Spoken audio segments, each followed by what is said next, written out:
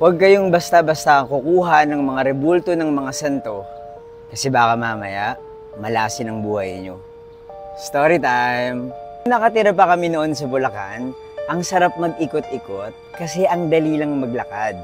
Sobrang ligtas dahil konti lang yung sasakyan at maluwag yung sidewalk. Isang beses habang naglilibot ako, napansin ko yung isang abandonadong bahay. Parang may tumatawag sa akin na tingnan kung anong meron doon. Hindi na ako pumasok kasi medyo natakot ako.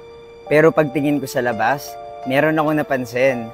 May mga iniwang gamit na malapit sa basurahan. Ang daming nandun. Pero nagulat ako nung napansin ko na merong rebulto ni Mama Mary, Jesus at mga santo.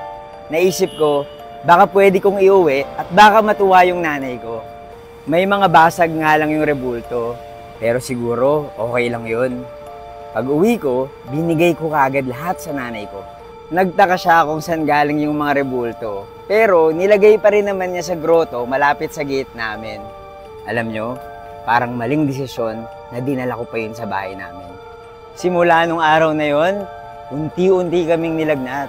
Mga kapatid ko, mga magulang ko, pati ako. Ilang araw na at hindi pa rin kami gumagaling. Naisip ko, baka yung mga rebulto yung may kasalanan. Kaya ang ginawa ko, tinapon ko yung mga santo. Lahat. At simula nun, unti-unti kaming gumaling. Siguro, kung nagtagal pa yung rebulto sa bahay, baka malasin yung buhay namin.